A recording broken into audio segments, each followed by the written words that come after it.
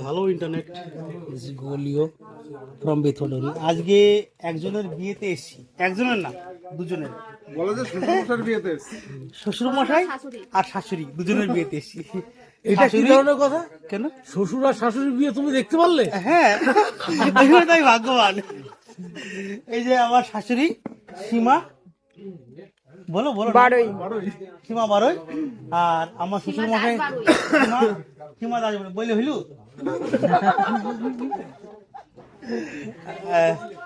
আমি অনেক চাপাচাপির মধ্যে দিয়ে, অনেক বলে টলে খিচুড়ি মিচুড়ির মধ্যে দিয়ে এসেছি।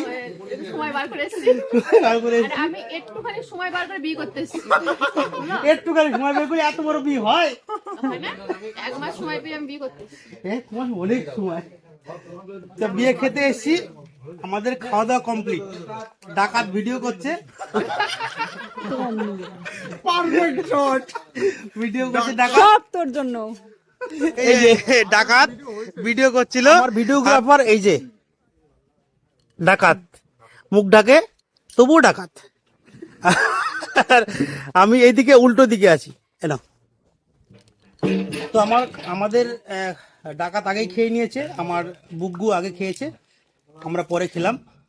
তারপরে খাওয়া দাওয়ার পর এখানে এই যে আমার শ্বশুর মশাই খাচ্ছে, ওনাদেরও খাওয়া দাওয়া কমপ্লিট, এখন আইসক্রিম খাচ্ছে। আমি যেমন এই চাপাচাপির মধ্যে একটু সময় বের করে এসেছি, আমার শাশুড়ি মাও 1 মাসের চাপাচাপি সময় পেয়েছে, ওর মধ্যে বলছি বিয়েটা কমপ্লিট করেছে। আর খেলাম কার সাথে? এই যে বলছি আপনি খুব ভাগ্যবান যে জামাই নিজের শ্বশুর শাশুড়ি বিয়ে খেতে পারলো। একদম, শুধু এই শ্বশুর বিয়ে না, আরেকটা কিন্তু শ্বশুরের বিয়ে। লাস্টে সবচেয়ে যেটা প্লাস পয়েন্ট, কটা সুও দিয়ে ভাত খেলাম, সুদে অল্প সাইডে ভাত অল্প খেয়েছি। সাইডে ভাত খেলাম, সকালটা খাওয়া হয়ে গেছে, লাস্টে লাস্টে সুদ একটু ভাত খাইছি। ভাত খেলাম। তা বিয়ে হয়ে গেছে, আমি তাদের সুখী দাম্পত্য জীবন কামনা করি। তারা যেন সারা জীবন সুখী থাকে, আমাদের মতো যেন ঝগড়াঝাড়ি না করে। আমরা যেমন সবসময় একদম না অ্যাগ্রি বার্ডের মতন যেন জীবনযাপন না হয়। আমাদের মধ্যে ওর ওইটা না হলে ভালোবাসা থাকবে না। ভালোবাসা আবার কি জিনিস? ভালোবাসা ওইটাই। ভালোবাসা হচ্ছে হজমোলার মতো, এই যতক্ষণ আমাদের মধ্যে মুখে ভালোবাসা থাকে, ওইটাই। যতক্ষণ মুখে থাকে, যতক্ষণ টেস্ট থাকে, ততক্ষণ ভালো লাগে। তারপর তাদের সুখী জীবন কামনা করি।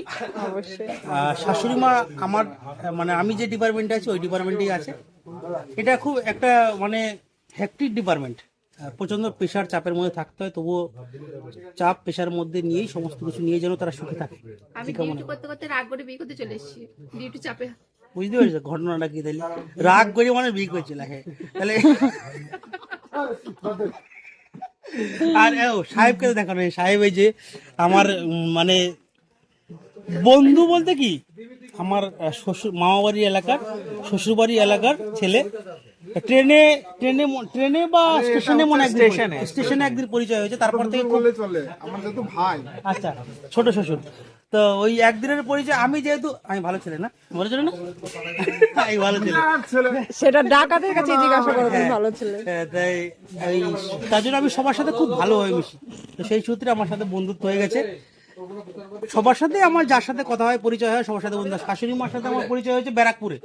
আমি সাইকেল নিয়েছিলাম না, সাইকেল নিয়ে আমি ব্যারাকপুর থেকে টিটাগড়ের দিকে যাচ্ছিলাম। শাশুড়ি মা দেখি 14 নম্বর রেলগেট থেকে মন্ডলপাড়া হয়ে আসছে। আমি প্রথমে দেখলাম দূর থেকে, দেখে শাশুড়ি মা মনে হলো। তারপর কথা হলো, পরিচয় হলো। শ্বশুর মায়ের সাথে আর পরিচয় কি বলবো, তা শ্বশুর মায়ের ব্যাস হয়ে গেল। তো তারা ভালো থাক, সুস্থ থাক, সবাই ভালো থাক, দাম্পত্য জীবন যেন সবার সুখী হয় এই কামনাই করি। আর তোমাদের সাথে যেটা বারবার বলি, লাস্টে একটাই কথা, ভালো থাকো, সুস্থ থাকো, পাকা রাস্তায় কখনোই দিশেহারা নয়। Good bye.